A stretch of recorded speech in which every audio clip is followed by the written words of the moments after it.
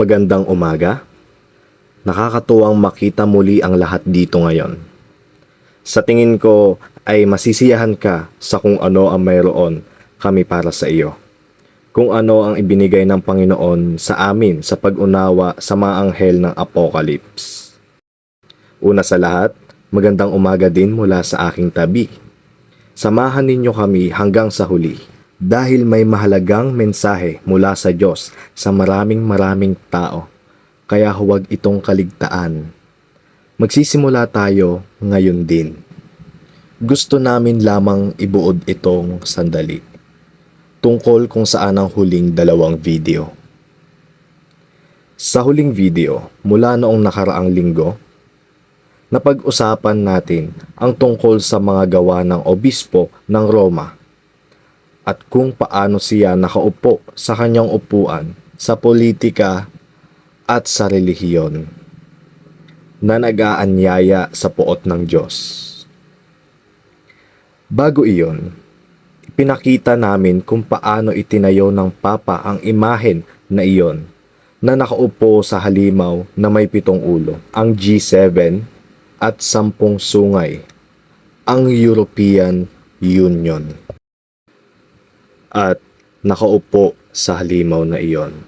Itinayo ang larawang iyon mula kay Daniel 3 bagaman yumuyo ko upang sambahin ang larawan ng halimaw. Tama, at huwag kalimutan ang time frame. Pinag-uusapan natin dito ang mga kaganapan mula Hunyo 13 hanggang Hunyo 15.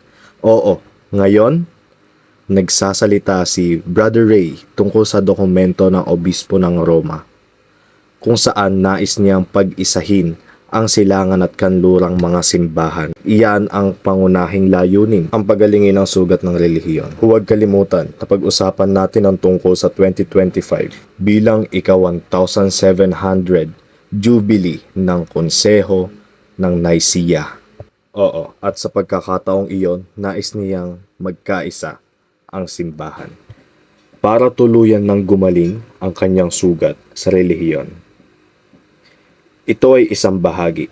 Ang ikalawang bahagi na nangyari sa 3 araw na ito ay ang G7 sa Italia, kung saan siya ngayon ay nakasakay sa halimaw na ito. Makikita natin iyon mamaya sa isang larawan kung ano talaga ang tunay na itsura ng halimaw na ito. Binubuod nito ang huling 2 video. Muli naming sinasabi, panoorin muna ang mga iyon bago panoorin ang video ngayon dahil sila ang nagtatag ng pundasyon para sa mensahe ngayon na napakahalaga. Oo, napakahalaga. Ngayon, dapat tayong magsimula sa pahayag 17 verse 1. Bakit? Dahil sa huling 2 video, ipinaliwanag namin ang maraming mga talata ng kabanatang ito. Ngunit isang espesyal na anghel ang binanggit dito. Oo, sabi nito, at dumating ang isa sa 7 anghel na may 7 mangkok at nakipag-usap sa akin na nagsasabi sa akin, halika rito. Ipapakita ko sa iyo ang kahaltulan ng dakilang patutot na nakaupo sa maraming tubig. Kaya para lamang sa konteksto, ito ay Apokalipsis 17. Inilalarawan ng Apokalipsis 16 ang pagbuhos ng mga salot. Ang bawat isa sa 7 anghel ay nagbuhos ng kanilang mga mangkok. Sa kontekstong ito, ang isa sa 7 anghel na iyon ay nagsasalita tungkol sa paghatol sa patutot. Tama, ito ay isang misteryo dahil gusto nating malaman kung sino ito sa 7 anghel. Kilala na natin sila, di ba? Alam namin na isa ito sa mga planetang ito sa kamay ng Orion, kasama ang kometa K2 tulad ng nabanggit namin noong nakaraang linggo. Kaya ang tanong ay, ang anghel na ito ay nagpapaliwanag o nagpapakita ng paghatol. Ngunit mahalagang kilalanin na mayroong 2 hakbang na proseso. Ang mga anghel ay hindi lamang nagbubuhos ng mga salot. Una, binibigyan sila ng mga salot. Binibigay sa kanila ang mga mangkok at pagkatapos ay ibubuhos nila ito. Ang 10 sungay na iyong nakita ay 10 hari na hindi pa tumatanggap ng kaharian, ngunit tumanggap ng kapangyarihan bilang mga hari sa isang oras na kasama ng hayop. Ang mga ito ay may isang pag-iisip at ibibigay ang kanilang kapangyarihan at lakas sa hayop. Muli, ito ang pahayag 17 verse 12 to 13. Tinakpan namin ang mga talata noon sa mga huling video, ngunit ang ilan ay nawawala. Upang makita ito muli, ang 10 sungay ay pangunahing ang EU, ang mga bansa sa Europa. Ibinibigay nila ang kanilang kapangyarihan sa halimaw. Ito ay napakahalaga. Bakit nangingibabaw ang EU? Dahil mayroon muna tayong CBDC. At ang EU ay nagsusumikap na mapatakbo ang digital passport ng pagbabakuna. Nakakatulong ito sa United Nations at WHO. Eksakto, mayroong ganitong partnership sa pagitan ng World Health Organization at ng European Union para sa Digital Health Initiative na nagtatag ng pasporte ng pagbabakuna. Sa huli, ang teknolohiyang iyon ay ginagamit ng World Health Organization. Tama, at muli pinag-uusapan natin ang tungkol sa Hunyo 13 hanggang 15. Ito ay nangyari kamakailan lamang. Ang dokumento ng Obispo ng Roma at ang G7, kapangyarihang panrelihiyon, kapangyarihang pampolitika, ibinigay sa Papa. Oo, at sa oras ding iyon, nakita namin iyong tatlong gumaganap sa kamay ni Orion. Eksakto, kaya ngayon tayo ay nasa parehas na pahina.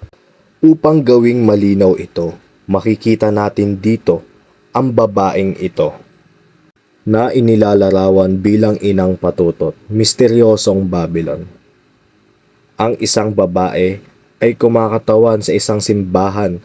Ang simbahang ito ay may ulo, ang pinuno. Ang taong ito ay ang Mother Harlot at may pangalan ang isang simbahan. Ito ang simbahang Katoliko, ang buong sistema. Hindi kami nagsasalita tungkol sa mga individual. May mga matuwid, mabubuting tao. Pero ito ay ang conglomerate ng simbahan, di ba? Tama. Ang organisasyon na banggit na ito ay ang inang patutot. Sa makatuwid, mayroon itong daughter harlots. Linawin natin, ito ang lahat ng nasa kilusang ecumenical na pinagsama-sama sa dokumentong ito ng Obispo ng Roma. Oo, mayroon simbahang ito na nakasakay sa buong hayop. Tandaan, ang pinuno ng simbahang ito ay tumatayo noong 2015 sa harap ng buong hayop na ito sa UN. At huwag kalimutan, ang UN ay maraming galamay tulad ng WHO at iba pang sistema. Ang halimaw na ito ay may 7 ulo at 10 sungay. Ito ang EU, tulad ng naisip natin, at ang 7 pinuno ng G7, ang pinakamakapangyarihang mga bansa sa mundo.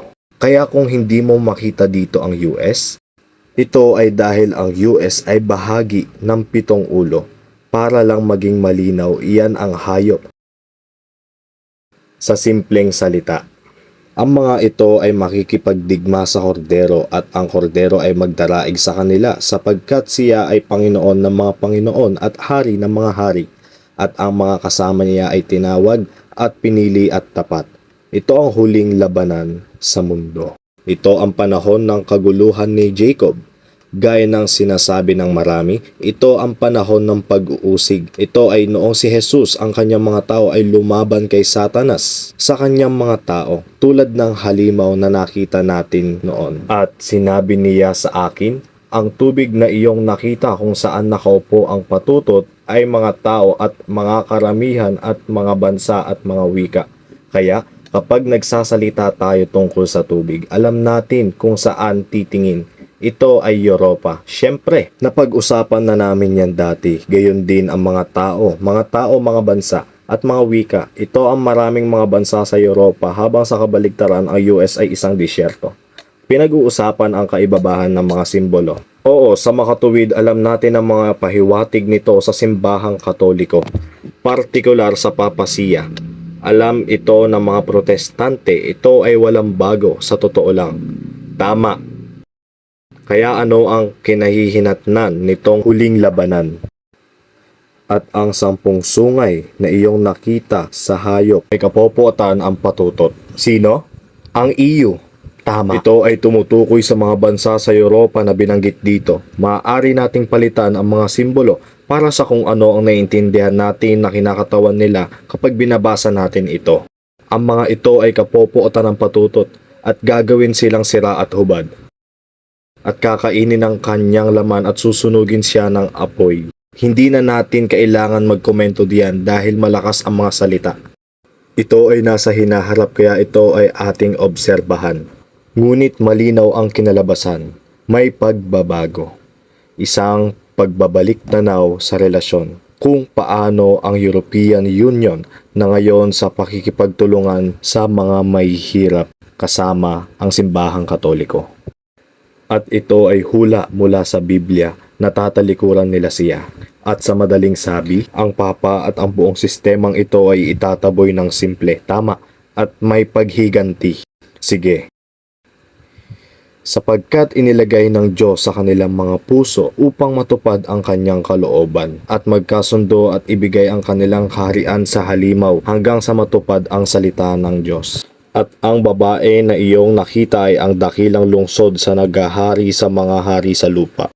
Kaya't huwag intindihin ang pananalitang ito, hindi ito nangangahulugan na ang Diyos ay masama. Ngunit pinahihintulutan ito ng Diyos, ito ay katulad ng paraon sa Ehipto. Hindi ang Diyos ang napakasama at nagsabi, Paraon, kailangan mong labanan.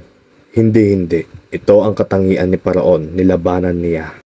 Kaya pinahintulutan ito ng Diyos. Siya bilang Diyos ay papayagan ito. Tama, mangyaring maunawaan ito ng tama. At ito ay tungkol sa katapusan ng panahon. Dahil ito ay nagsasabi na ito ay kapag si Jesus ay darating. Dahil ito na ang huling labanan at mananalo si Jesus pagdating niya. Kaya tama tayo sa katapusan ng panahon. Bumalik tayo ngayon sa unang anghel sa Apokalipsis 17 verse 1. Ang espesyal na anghel na ito. Ang anghel na ito ay may dalawang gawain. Ang unang gawain ay ang pagpapakita ng paghatol. At sinabi niya kay Juan, umakyat ka rito, nangangahulugan. Ito na pumunta kung saan palaging nakikita ni Juan ang mga pahayag na nasa langit. Kaya ang anghel ay nagsalita sa kanya, halika rito, ngunit ang anghel ay nasa langit. Oo, halika rito at mayroon siyang pangalawang gawain ang sabihin sa iyo ang misteryo ng babae. Ngayon, nangyari ito sa huling dalawang sermon. Ngayon, marami kaming naiintindihan tungkol sa babaeng ito na nakasakay sa halimaw. Alam ito, alam ang dalawang gawain. Susuriin natin ngayon ang unang salot lalo na dahil nangyari na ito at gusto nating malaman kung sino iyon.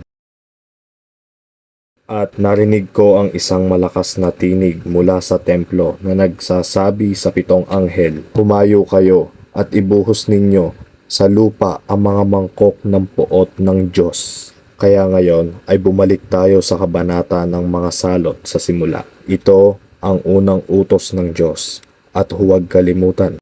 Ang isang dakilang tinig ay palaging kapag ang araw ay nagpapagana sa konstelasyon na ito.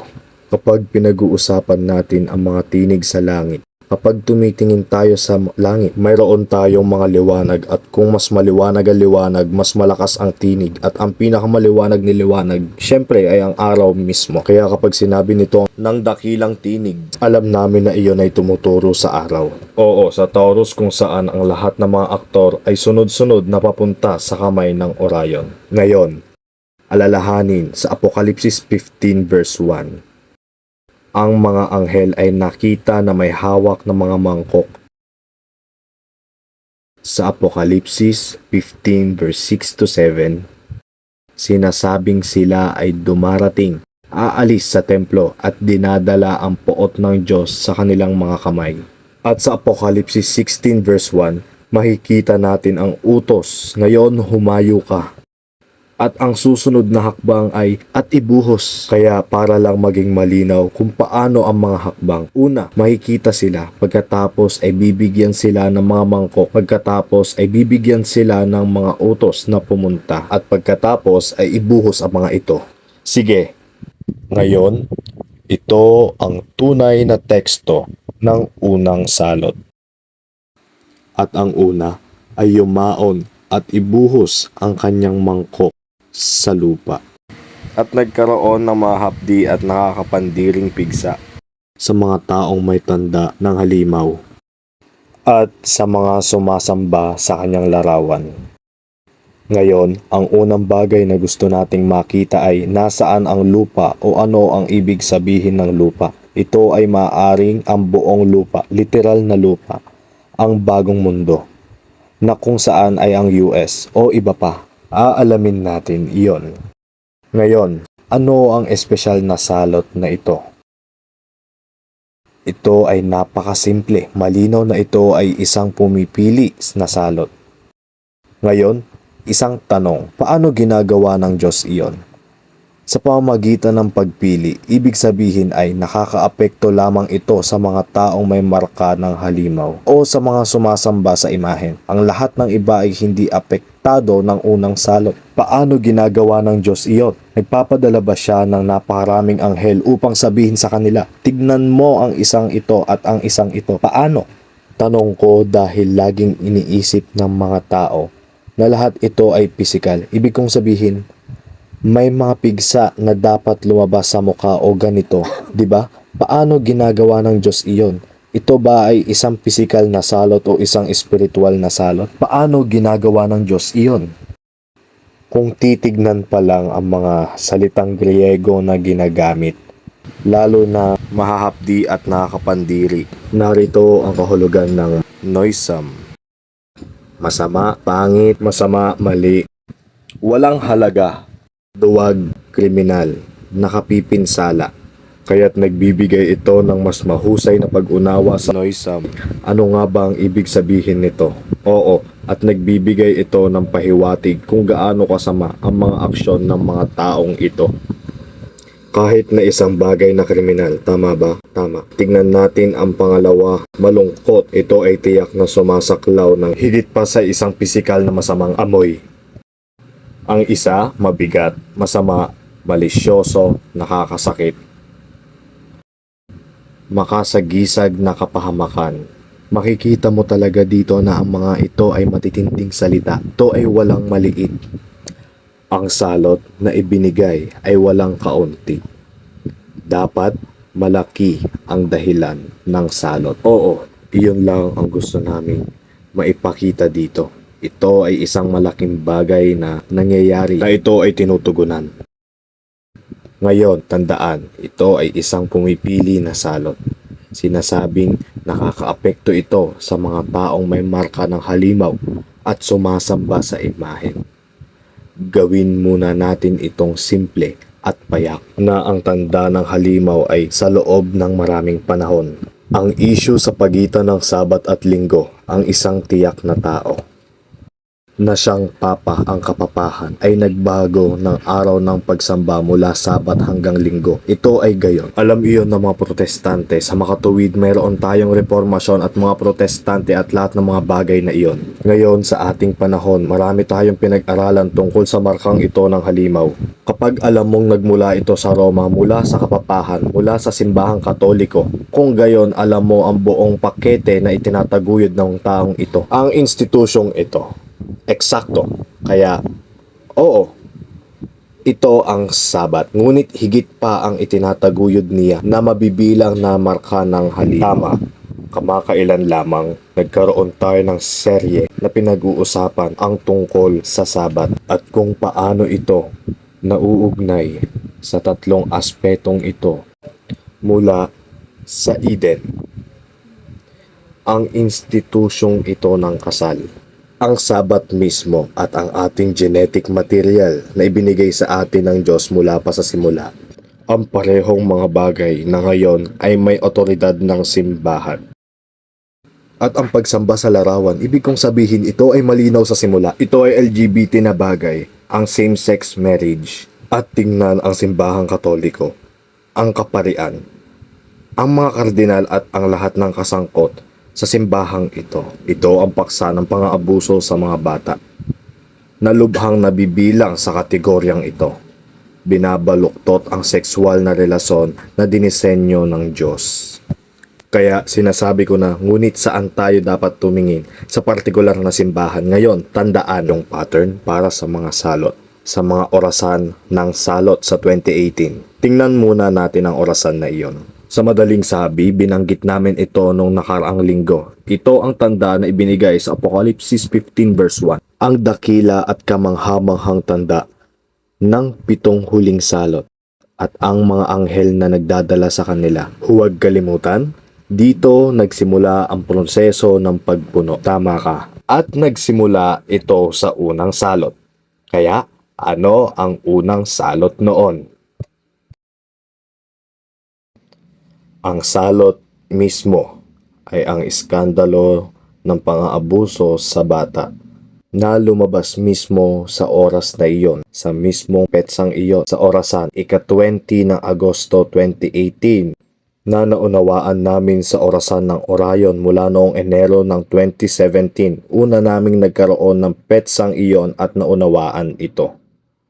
Pagkatapos nang dumating ang oras, si Pope Francis sa pamamagitan ng iskandalo na ito, nakakalabas lang ay napilitan siyang isulat ang liham na ito sa mga tao ng Diyos habang isinulat niya ito. Tulad ng kanyang pagtugon dito na tumugon sa isyong ito dahil ito ay naging napakasamang baho sa butas ng ilong ng lahat na nagsasalita tungkol dito. Kaya ano ang gagawin natin? Natututo tayo sa pattern na iyon. Tama ba? Ito ang ginagawa namin. Unawain lamang na ito ay sa mismong araw ng unang pagpuno ng orasan ng salot noong 2018. Napakahalagang maunawaan. Ang lahat ay sumusunod sa pagkakasunod-sunod na ito. Una, kailangan nilang punan upang maibuhos sa ibang pagkakataon. Ito ay isang larawan lamang na tumuturo sa Apokalipsis 17 verse 1 kung saan ito ay tungkol sa pakikiapid, kasuklam-suklam at karumihan. Kung titignan ang mga kahulugan ng Griego, ang pakikiapid upang kumilos bilang patutot o magpakasawa sa labag sa batas na pagnanasa. Kasuklam-suklam, isang kasuklam-suklam o idolatriya at karumihan. Karumihan, kaya unawain, pakiusap, ang pinuno ng simbahang Katoliko o ang sistemang ito ay marumi. At nakaupo ngayon sa halimaw na ito bilang isang babae sa propetikong kahulugan. Oo, ngayon. May ganitong amoy ang santo ng Papa. Nagsimula ito noong 2018 at nagkaroon kami ng video tungkol dito noong panahong iyon kung saan makikita natin si Pope Francis ang papasig bilang patutot na iyon sa Revelation 17 din. Tama. Ngayon, tandaan ang isang bagay na ang nangyari ay inilarawan. Tandaan, mayroon kaming babaeng sign na ito na lumitaw noong 2017 noong ika-23 ng Setyembre.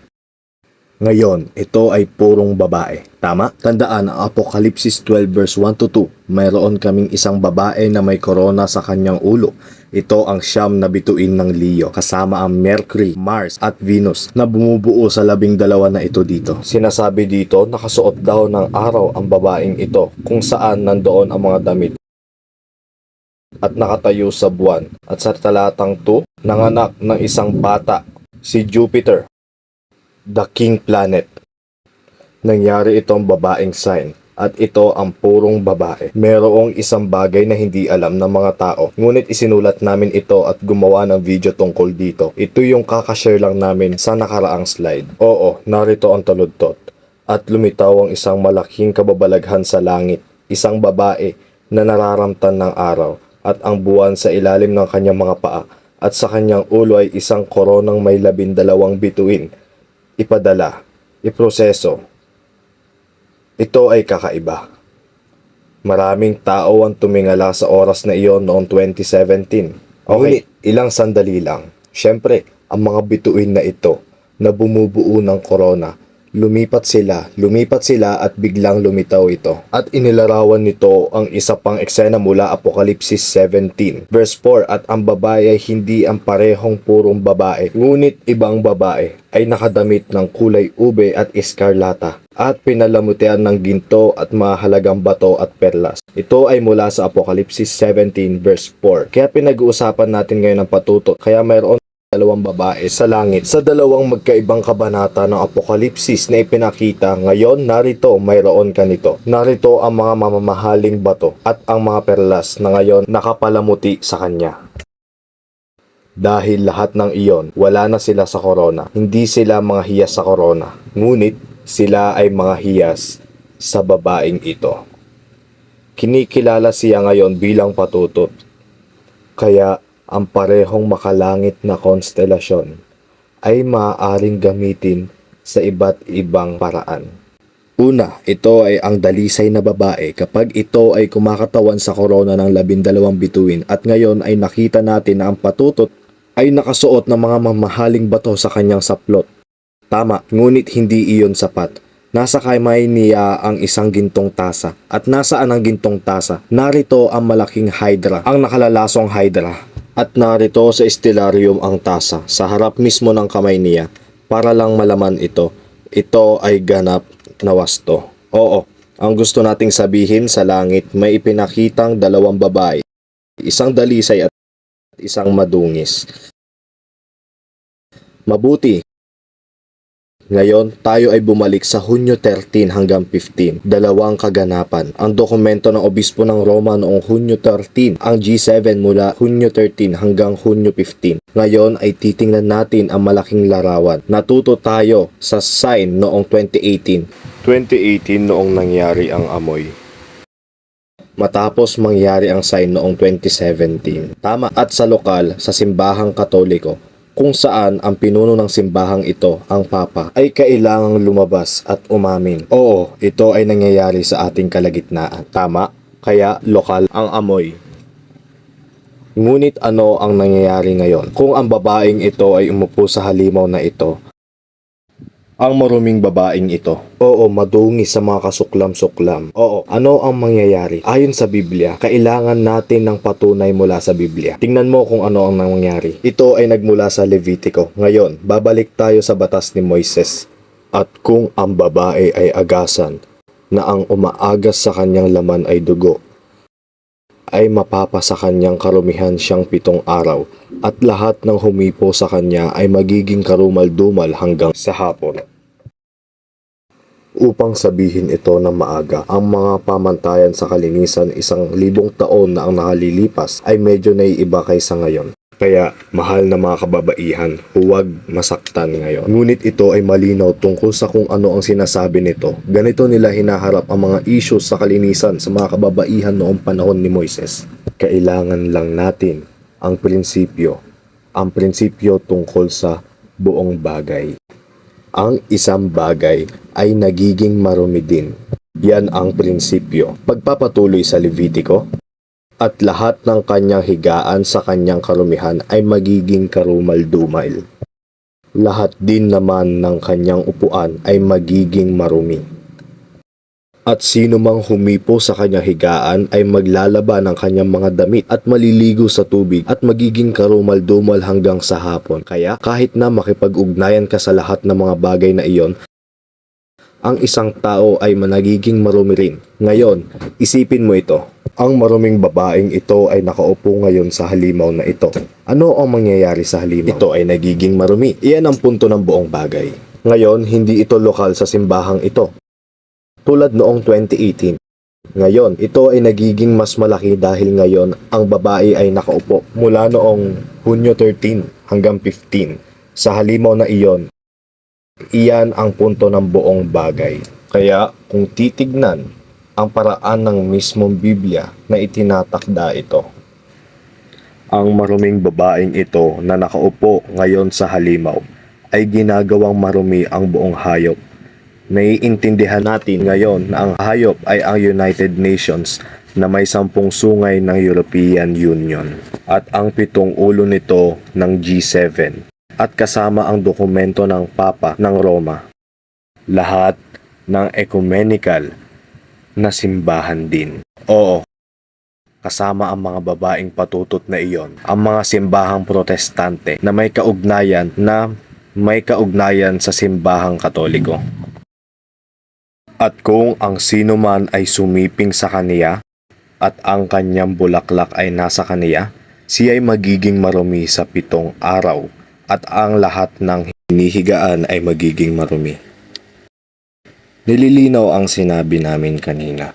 Ito ay napaka-interesado dito, ngunit kung siya ay malinis na sa kanyang agas, ay kabilang nga siya sa kanyang sarili ng 7 araw at pagkatapos ay magiging malinis na siya. Ngayon, ito ay napaka-interesante dahil nagkaroon tayo ng babaeng sign noong 2017. Magbilang tayo ang 2017 at kasama ang 7 taon, 2023. Ano ang nangyayari noong 2023? Nasa atin ang tanda ng anak ng tao. Tama? Ito ay isang magandang bilang dahil ito ay nagpapakita na ang Panginoon ay dumating. Naghahanda isang bagay na tulad nito. Ngunit maaari din tayong gumawa ng isa pang kalkulasyon. Ang unang amoy sa Roma kasama ang Papa ay noong 2018 at ang 7 taon ay darating sa 2024. Iyan ay kawili-wili, tama? Dahil ngayon ay nakikita na natin iyon. Oo, at ito ang katapusan ng tanda ng anak ng tao noong Mayo 28, 2024. Amen. Ngayon, tandaan, mayroon tayong 2 babae noong 2017 sa langit na ipinakita. Isang dalisay at isang hindi malinis. Ito ay tulad ng Diyos na nagpahiwatig ang buong bagay at sinabi, "Hoy, mayroon kang 7 taon, humanda ka, maglinis ka." Maglinis ka. Ang 7 araw na ito ay nasa propesiya na 7 taon. Ngayon, ang 7 taon na ito ay tapos na. Malinaw na ang babaeng Romano na ito ay hindi naging malinis. Ngunit kailangan din natin ng isang purong babae na nakikipaglaban at nakikipaglaban kay Jesus sa huling laban. Darating tayo sa ganyan, ngunit isaisip ang ideyang iyon. Sige, kaya ang oras para sa paglilinis ay tapos na, tama? Ang politikal at ang reliyosong sugat ay gumaling. Gumaling ng husto. Oo. Sige, kaya panatilihin sa isip ang pattern. Una, ito ay sa Papa sa Simbahang Katoliko. Ngayon, ito ay sa buong hayop din. Nasa atin ang marka, ang hayop at ang larawan. Lahat ng mga ideya ng Papa, ang ideya sa pagbabago ng klima, ang ideya ng digital health pass, at anuman ang iba pang ideyang dumating. Ito ay lahat sa buong conglomerate. Oo. At ang liberalismo, huwag kalimutan, nagising. Tama. At ang katangian ng halimaw na nakikita natin sa iskandalo na iyon, sa amoy ng unang salot kapag nasa loob. Kung ano talaga ang nangyari sa likod ng mga eksena, ang karapatan at pang-aabuso ng mga inosenteng maliliit sa simbahan.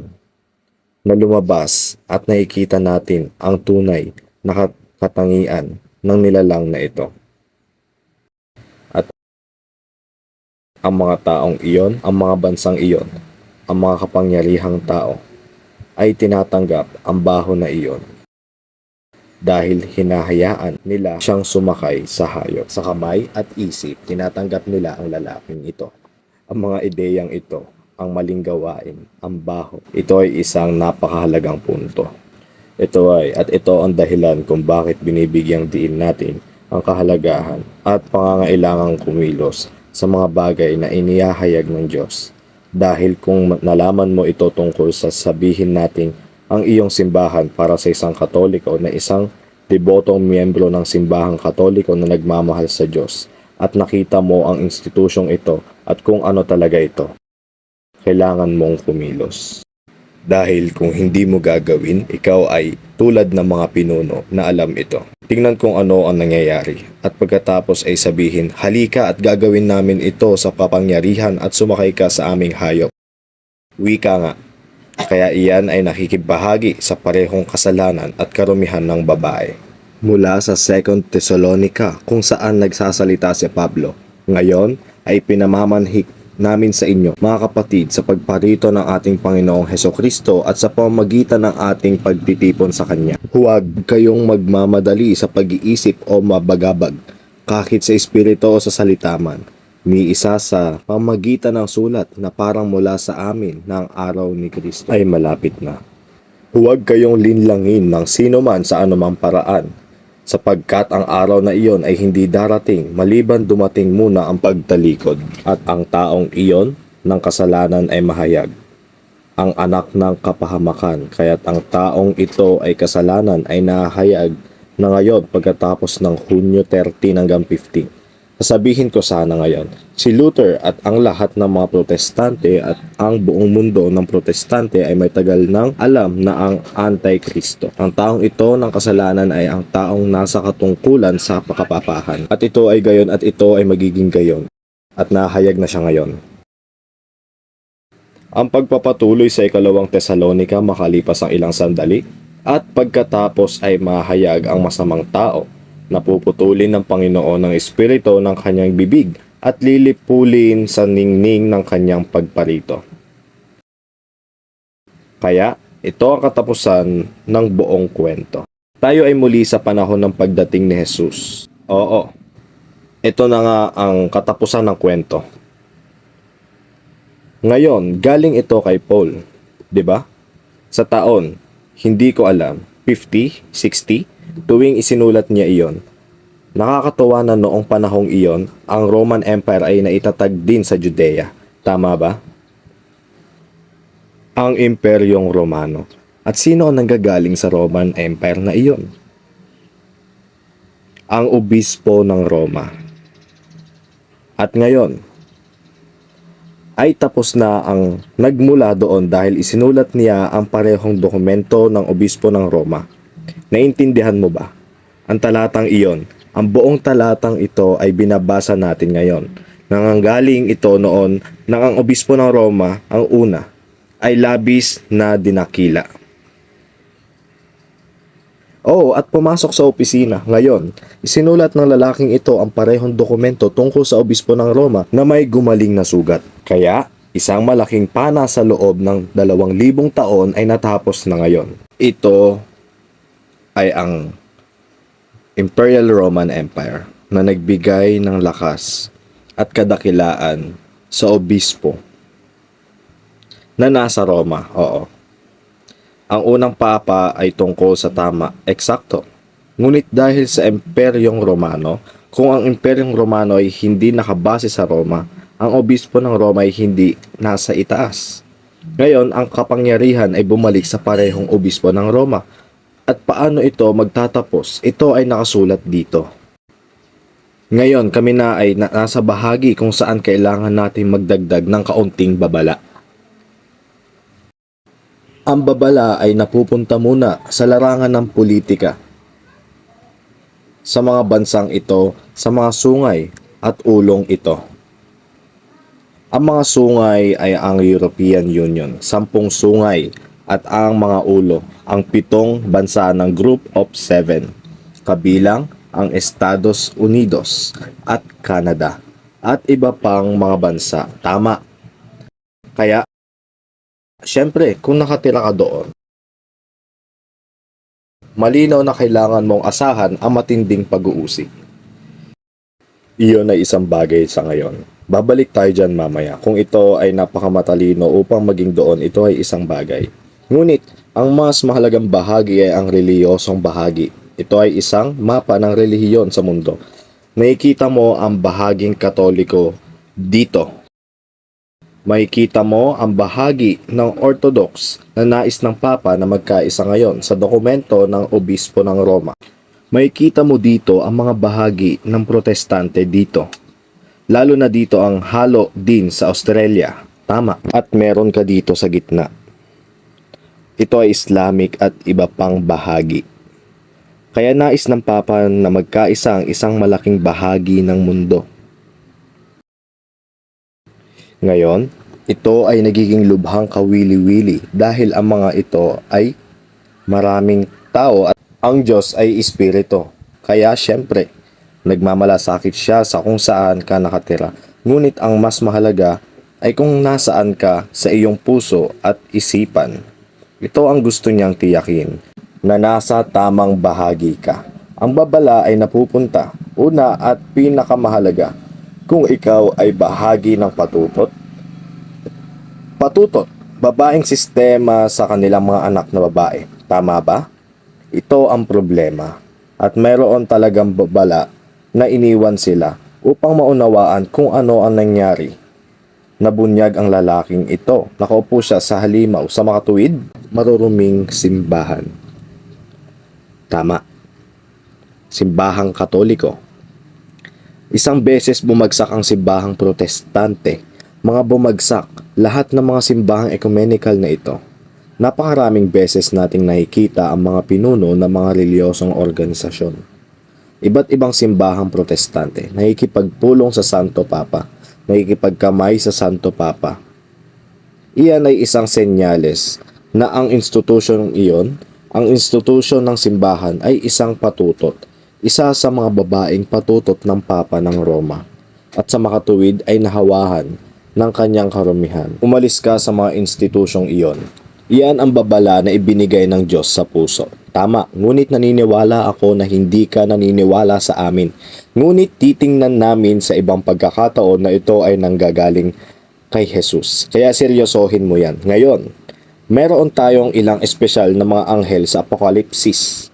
Tama ba? Oo, at syempre, mayroong isang anghel na nagbababala tungkol sa lahat ng mga bagay na iyon mula noong 2010 at marahil mas maaga dahil ang anghel na ito at ang kilusang ito. Hayaan kong sabihin ay nagmamasid sa mga kaganapan sa lupa. Oo naman, tandaan ang salitang anghel ay nangangahulugang mensahero.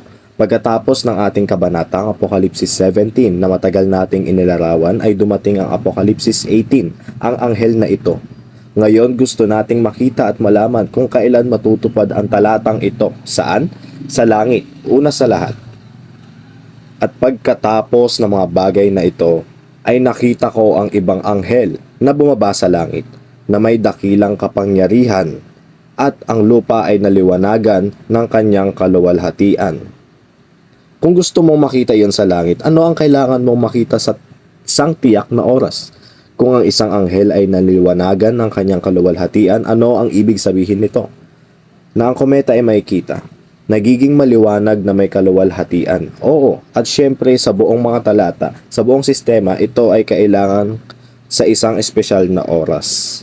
Hindi lang isang kometa ang dumating. Hindi. Ito ay kailangang magpasya. Kailangan itong magkasya sa pagkakasunod-sunod ng Biblia. Isa itong bugtong. Solusyonan natin yan ngayon. Walang may kaya. Solusyonan natin yan ngayon. Kaya't sa pagpapatuloy sa talatang versikulo 2, at sumigaw siya ng malakas na tinig na nagsasabi, naguho ang dakilang Babilonya. Naguho at naging tahanan ng mga demonyo at kulungan ng bawat karumal-dumal na espiritu. At kulungan ng bawat karumal-dumal at napopoot na ibon. Kailangan ito masasabi ng maaga. Hunyo 13 hanggang 15, tama ba? Sa pinakamaaga, maghihintay hanggang sa huli, pakiusap, sapagkat ang lahat ng mga bansa ay uminom ng alak ng galit ng kanyang pakikiapid, at ang hari sa lupa ay nakiapid sa kanya, at ang mga mangangalakal sa lupa ay yumaman dahil sa kasaganaan ng kanyang mga kasarapan. Ang kanyang pakikiapid ay tumutukoy sa Apokalipsis 17. Ang babaeng patutot, ang kanyang pakikiapid, ang simbahang Katoliko na may mga ecumenical na simbahan na may ganitong sistema ng patutot na babae, ang kanyang pakikiapid. Ngayon, ang ulat na ito ay dapat dumating sa isang espesyal na oras. Alalahanin natin iyon. Ano ang tugon ni Jesus sa ulat na ito? Pagdating kaagad, pagkatapos nito, at narinig ko ang ibang tinig mula sa langit na nagsasabi, lumabas kayo sa kanya, aking bayan. So, sino yun? Siya ang parehong inang patutot sa Apokalipsis 17. At ang nagsasalita, sabi niya, aking bayan. Kaya't si Jesus iyon. Siyempre, na huwag kayong makibahagi sa kanyang mga kasalanan at huwag kayong tumanggap ng kanyang mga salot sapagkat ang kanyang mga kasalanan ay umabot sa langit at naaalala ng Diyos ang kanyang mga kasamaan. Kaya una sa lahat, kailangan nating tumingin sa langit. Siyempre, para sa tinig mula sa langit. Meron isang malaking misteryo tungkol dito na malulutas natin sa lalong madaling panahon kung saan natin ito matatagpuan.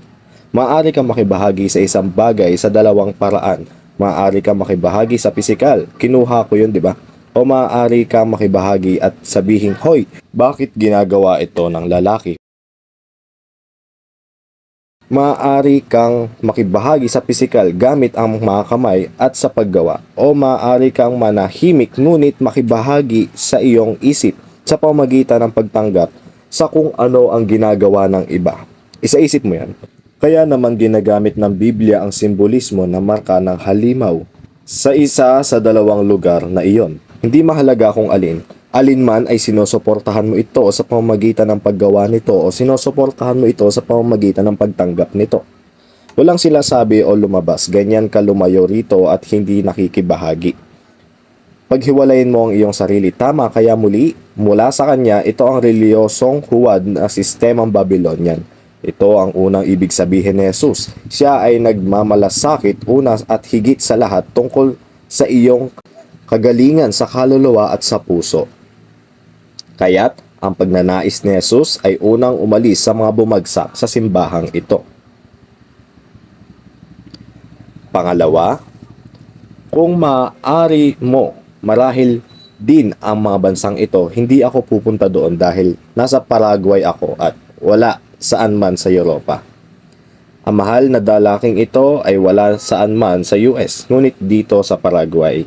Naintindihan mo ba? Una at pangunahin ang pag-aalis sa mga simbahan. At kung kaya mo, kung gusto mo, kung mayroon kang paraan, gumawa ng isang bagay upang umalis sa mga pampulitikang lugar na ito. Dahil ang kapighatian doon, ang mga paghihigpit doon ay magiging matindi.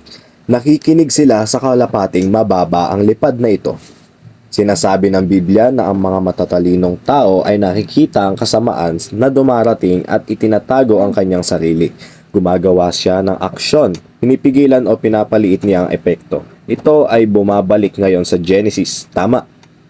Bakit ganito at bakit natin binabanggit ang bahaging ito ng Sodoma at Gomora? Siyempre dahil ito ay isang larawan ng pagwasak sa mga huling araw. At tandaan, sa Apokalipsis 18 verse 1 to 3, isang anghel ang bumaba sa lupa at pinagmasdan ang lupa upang magbigay ng ulat. Ganito rin ang nangyari sa Sodoma at Gomora. Tandaan, ikinonekta rin ni Jesus ang mga huling araw, hindi lamang kay Noe, kundi pati kay Lot. Si Lot ang nakatira sa Sodoma na lumabas sa Sodoma, at sinabi ng Panginoon sapagkat ang daing ng Sodoma at Gomora ay dakila, at sapagkat ang kanilang kasalanan ay totoong mabigat. Parehong salita sa pamamagitan ng paraan. Tulad ng nabanggit na namin, oo naman, ako'y bababa ngayon at titingnan kung kanilang ginagawa ang lahat ng ayon sa sigaw nito, na dumating sa akin at yaong hindi ko malalaman. Kaya't nakikita natin ang parehong simbolismo na makikita sa Apokalipsis 18 kung saan ang kanyang mga kasalanan ay umakyat na nasa langit, ang sigaw ng lumalapit sa akin, at bumaba ang mga anghel at pinagmasdan ang sitwasyon. Ito ay sinasabi sa pahayag 18 verses 1 to 3, kasama ang espesyal na anghel na ito na bumababa. Saglit lang, anong nangyari? Bumaba si Jesus at ang dalawang anghel at gustong tingnan ang Sodoma at Gomora. Alam mo, dumaan sila sa landas at nakilala si Abraham at nagkaroon ng pagkakataong ito upang makipag-usap kay Abraham at Sarah, na ibinigay sa kanya ang pangako ni Isaac. Pagkatapos ang grupo ng anghel na ito ay naghiwalay dahil ang dalawa ay bumaba sa Sodoma at si Jesus ay nanatili kasama ni Abraham bilang matuwid.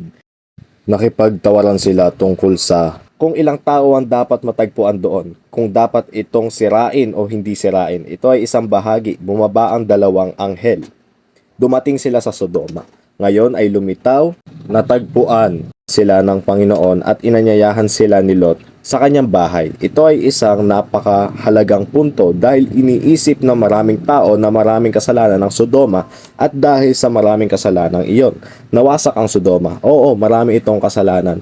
Ito ay hindi isang tunay na matuwid sa lungsod, pero isang bagay ang nabanggit sa Biblia, lalo na. Tama ba? Kaya tandaan mo yan. Ang dalawang anghel na ito bilang mga lalaki ay pumunta sa bahay ni Lot, at ang mga tao, ang mga lalaki ng lungsod na iyon ay dumating at nagsabi, "Oh, may mga bagong lalaki dito." Tama? Gusto namin silang halayin. Paano to nagagawa ng mga tao doon? Na ignorante niyang sinabi na okay lang na maging LGBT, na same-sex marriage, bading? Hindi.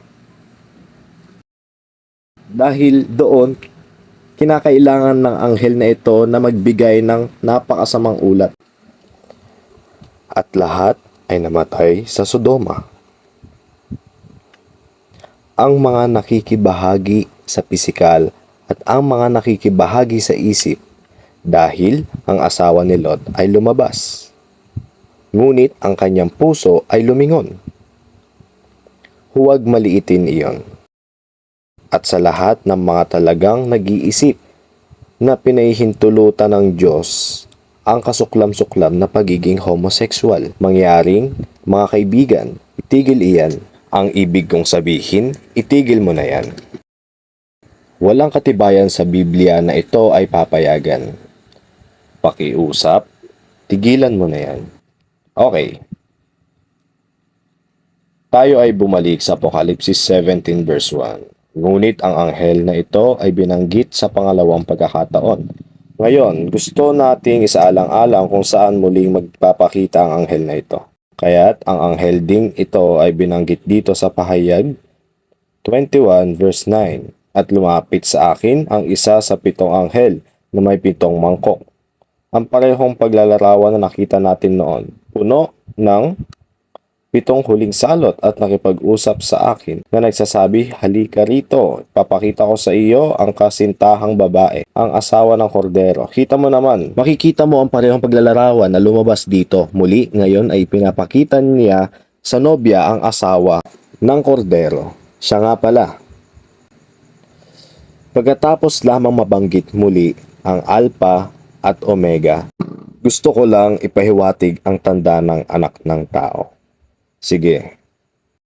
Ngayon, at dinala niya ako sa espiritu sa isang malaki at mataas na bundok at ipinapakita sa akin ang dakilang lungsod, ang banal na Jerusalem na bumababa mula sa langit na mula sa Diyos. Kaya ano ang isang malaki at mataas na bundok? Isang bundok, konstelasyon. Sa mga hula, isang konstelasyon, dakila at mataas. Maaring Orion, marahil ang buong bundok ng buong tanda ng anak ng tao o sa isang tiyak na salot. Ang isang bundok ay pinapangalanan na Armageddon dahil ang ibig sabihin ng Armageddon ay bundok. At ito ay isang tiyak na salot. Siguro ito ay isang pahiwatig sa aktor na nais naming malaman kung sino ito sa 7. At siya nga pala, ang anghel na ito ay nagpapakita ng buong bagay tungkol sa Babylon. Ang LGBT, ang imahe, ang pagbabakuna at ang parusa sa kanila. At sa kabilang banda, ipinapakita niya ang buong bagay tungkol sa banal na lungsod. Ang pyramid form, ang nobya, ang mga tribo, ang tinubos, ang ilog ng buhay, ang puno ng buhay at iba pa. Ang anghel na ito ay nagpapakita ng maraming bagay, parehong babae, eksakto at pinakita niya ang banal na lungsod na bumababa. Dapat matupad din niya iyon. Hayaan mo akong sabihin sa isang anyo ng isang petsa ng tama. Kaya sino ang gumaganap na iyon? Alam na natin yan ngayon kasi 7 na ang gumaganap, pero alin? Sa kanila. At siya ay sumigaw ng malakas na tinig na nagsasabi, naguho na ang dakilang Babylonia at naging tahanan ng mga demonyo at kulungan ng bawat karumal-dumal na espiritu at kulungan ng bawat marumi at kasuklam-suklam na ibon. Dapat ding ipakita ng anghel na ito ang paglalarawang ito ng ibon. Ngayon, nakikita natin dito ang landas ng anghel na ito na dumadaan sa lahat ng mga ibon at ibon na iyon. Aling landas ito? Siyempre, pwede lang K2. Ngayon, ano ba talaga ang pinapakita ng anghel na ito? Siya ay nagpapakita ng landas, tama? Dito, pataas at pataas. At ano ang nasa dulo? Ito ang punto. Hunyo 4, 2025, kung kailan ang banal na lungsod bumaba, talagang mula sa langit para kunin ang natubos. Pero teka, may darating pa. Narito ang MU na tinutunton, ang tubig ng espiritu, gaya ng binanggit sa pahayag. At huwag kalimutan ng ika-4 na anghel na ito ay nagpapakita rin ng kaparusahan. Ngayon, may natutunan tayo. Ang unang 3 salot na lumipas na, ang pagbibigay ng mga mangkok. Hayaan mong sabihin ko, humayo ka sa inyong daan, lumipas na. Kaya nga, tinatanong ko noon, nakikita na ba natin ang parusa? Hindi. Ngunit ang ikaapat na isa sa mga anghel na ito, ang ikaapat ay nagpapakita ng kaparusahan. Kailan ang petsang ito mula sa ikaapat na anghel na ito? Dahil gusto ko lang sabihin sa Apocalypse 17, kung saan makikita natin ang anghel na ito sa unang pagkakataon. Sabi niya, ipapakita ko sa iyo ang paghatol sa patutot sa Apocalypse 17. Ito ay maaaring sa 2 linggo. Ito ay napakalapit na. May period, di ba? Kaya, sa anghel na to, nakasama ang K2 na anghel, ito ay matinding kakaiba na pangyayari. Kakaibang sitwasyon kung bakit. Bakit? Dahil laging nandyan ang mga gumaganap sa Mazarot. Taon-taon nandyan sila. Taon-taon dumadaan sila. Ngunit, ang napaka-espesyal na anghel na ito, na may 2 binanggit na ito sa Biblia, ay isang kometa na karaniwang dumarating ng 1 beses sa pagkakataon. Ang anghel na ito ay dapat dumating sa isang tiyak na oras, lugar upang mabuo ang tanda ng anak ng tao. Ang tanda ni Jonas upang ipakita ang buong landas at lahat ng pamantayan na nakikita natin sa mga talata. Ito ay isang natatanging sitwasyon. Walang ibang posibilidad. At ito ay ginagawang mas sigurado.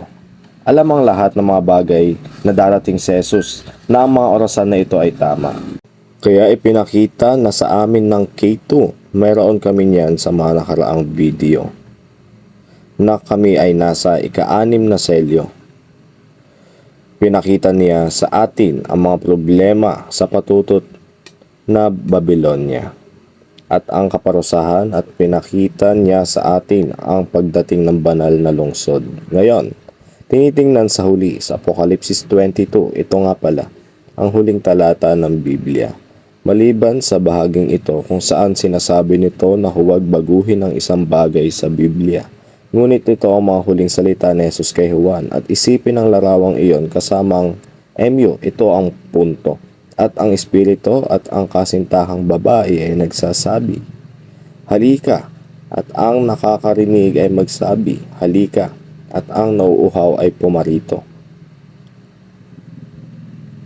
At sino man ang nagnanais kumuha ng tubig ng buhay na walang bayad.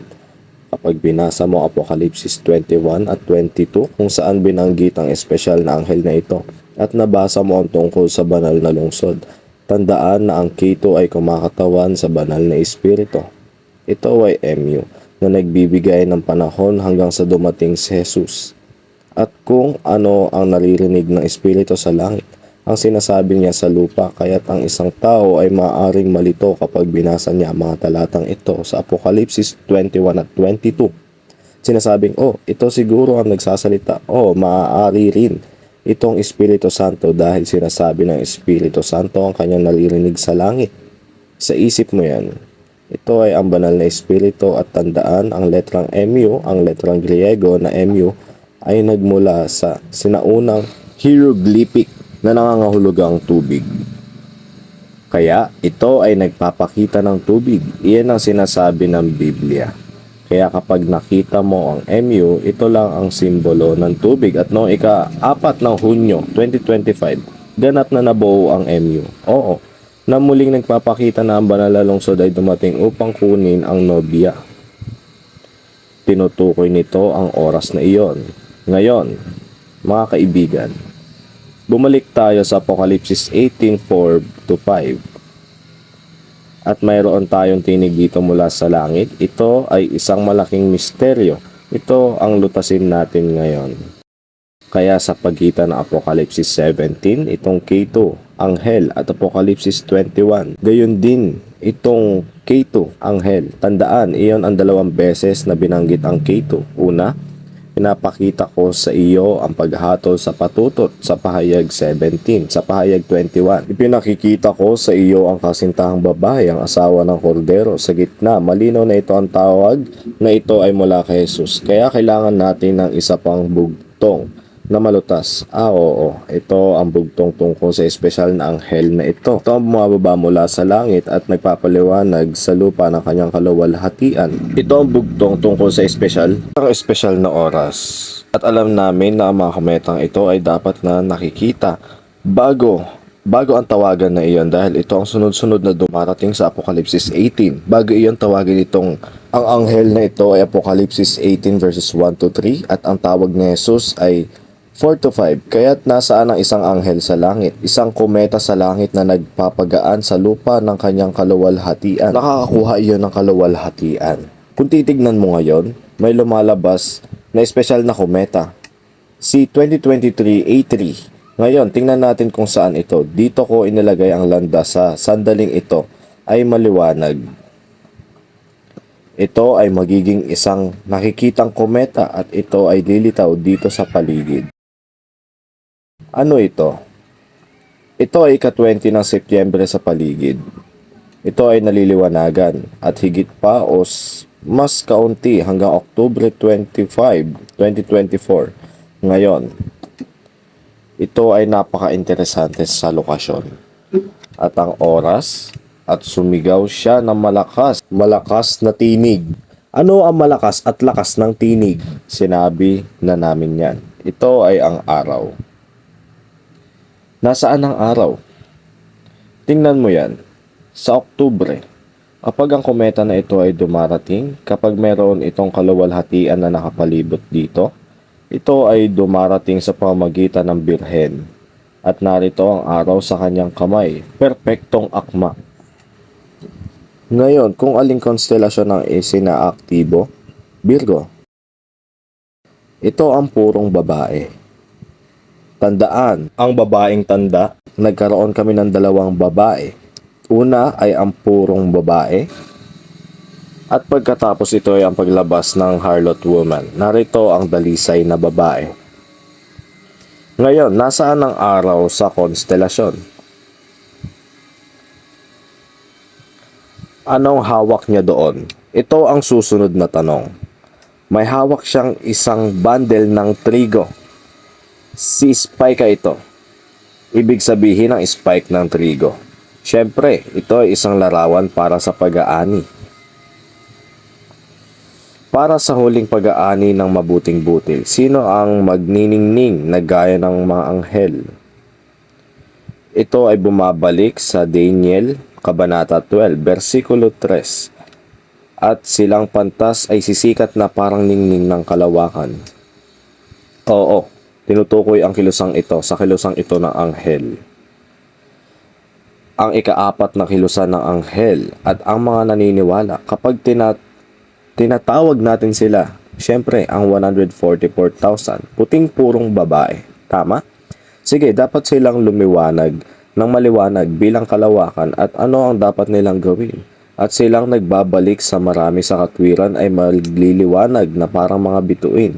Magpakailanman at ito na talaga ang huli. Dahil ito ang pinakadakilang gawain na ipinakita ng 144,000 sa langit upang maging bahagi ng gawaing tawagin ang mga matuwid na tao mula sa mga nahulog na simbahang Babylonian na ito, na nangangahulugan na ang dalisay na babae ay dapat na handang tumulong sa pagliligtas sa mga taong iyon sa ibang simbahan. Ito ang tawag mula kay Jesus. Kasabay nito, ang tawag ni Jesus. Lumabas ka sa kanya at tinutulungan ito ng dalisay na babae. Kaya't ang 144,000 ay tumatawag at tumutulong upang iligtas sila. At tumatawag na malakas na tinig. Isang malakas na tinig. Tama? Amen. Binanggit ko ulit, ang ika-4 at ang ika-5 salot ay nangyari noon. At ito ay isang seryosong bagay dahil maaaring ang mga tao ay hindi pa handa sa ngayon. At kailangan ang 2 salot na iyon upang maggising upang ang mga tao ay maghanda at tumugon sa pinakahuling mapagmahal na tawag ni Jesus mismo upang mailigtas bago, syempre, mangyari ang ika-6 at ika-7 salot. Kaya sa huli, ang Diyos ay napaka maawain hanggang sa wakas at seryoso siya sa kanyang tawag na lumabas. Ito ay kagyat, nagawin natin ang panawagang iyon at na ang kanyang mga tao ay lumabas sa tiwaling sistemang Babylonian na ito. Kaya pakiusap, seryosohin mo ito. Ang Diyos lamang ang makapagsusulat niyan. Isa lamang ang nakakaalam ng wakas mula sa simula, na nakakaalam kung nasaan ang lahat ng mga bagay na iyon sa kalawakan at kung kailan sila darating sa lupa. At kung ano ang nangyayari sa lupa sa panahong iyon, siya lamang na makakasulat ng aklat na ito. Magdasal tayo at magpasalamat sa Diyos para sa napakagandang mensaheng ito. At mag-ingat sa babalang ibinigay niya kasama nito. Mahal na Ama sa langit, nagpapasalamat kami sa iyong salita, sa kamangha-manghang kapangyarihan na iyong pinakita sa iyong salita bilang tagapaglikha. Ibinibigay namin sa iyo ang aming papuri at aming pagsamba. At ayaw namin na sa pamamagitan ng anumang paraan ng panlilinglang, ang sino man sa iyong mga tao ay maakay sa maling pagdirekta ng kanilang papuri at pagsamba sa kaaway, na eksaktong hinahanap iyon. Nais niya ang papuri at pagsamba ng mundo. Kaya't Panginoon, ito ay isang labanan na iyong inilarawan at inilarawan mo ito sa langit at ibinigay ang oras ng mga pangyayaring ito. At pinupuri lang namin ang iyong pangalan sa paglalahad ng mga bagay na ito. Tunay na ito ay isang paghahayag gaya ng pangalan ng aklat at hinihiling namin na makasama mo ang lahat ng iyong mga anak. Gisingin mo sila sa tinig na iyon. Ang malakas na tinig na tumatawag sa kanila mula sa mga kasinungalingan at panlilinlang ng kaaway, palabas ng Babylon. Naway matupad ang iyong salita, ang aming dalangin at aming hangarin, at inihiling namin ang mga bagay na ito sa pangalan ni Jesucristo, ang Alpha at ang Omega. Amen. Maraming salamat at magpapatuloy tayo sa ating pag-aaral sa susunod na linggo.